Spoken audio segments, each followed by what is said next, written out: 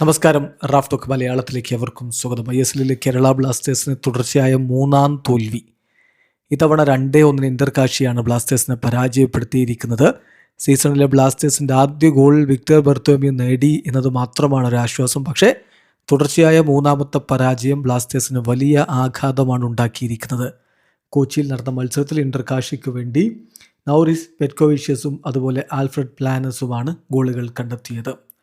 മത്സരത്തിൽ ബ്ലാസ്റ്റേഴ്സിൻ്റെ മുന്നേറ്റങ്ങൾ നയിച്ചുകൊണ്ട് യോക്കും ബെർത്തോമിയും ഖോറു സിംഗും വിപിൻ മോഹനും ഒക്കെ ഒരുമിച്ചാണ് അണിനിരുന്നത്. പക്ഷേ ബ്ലാസ്റ്റേഴ്സിൻ്റെ ആദ്യ പകുതിയിലെ പെർഫോമൻസ് വളരെ പരിതാപകരമായിരുന്നു എന്നത് പറയാതിരിക്കാൻ വയ്യ.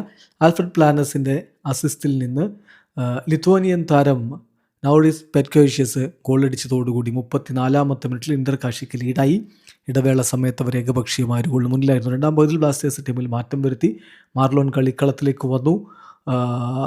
അങ്ങനെയുള്ള മാറ്റങ്ങളുമായിട്ട് ബ്ലാസ്റ്റേഴ്സ് ചില ശ്രമങ്ങൾ നടത്തി. 64-ാമത്തെ മിനിറ്റിൽ അജിസലിനെയും കളിക്കളത്തിലേക്ക് വിട്ടിരുന്നു. 78-ാമത്തെ മിനിറ്റിൽ ജയ് കിറ്റോങ്കോ ആദ്യമായിട്ട് ബ്ലാസ്റ്റേഴ്സിനായിട്ട് കളിക്കാൻ ഇറങ്ങുന്ന നിമിഷങ്ങളുമായി. പക്ഷേ അതുകൊണ്ടൊന്നും കാര്യമുണ്ടായിരുന്നില്ല. 78-ാമത്തെ മിനിറ്റിൽ പെറ്റ്കോവിഷ്യസിൻ്റെ അസിസ്റ്റിൽ നിന്ന് പ്ലാനസ് കൂടി ഗോളടിച്ചപ്പോൾ 2-0 ഇന്റർകാഷി മുന്നിലെത്തി.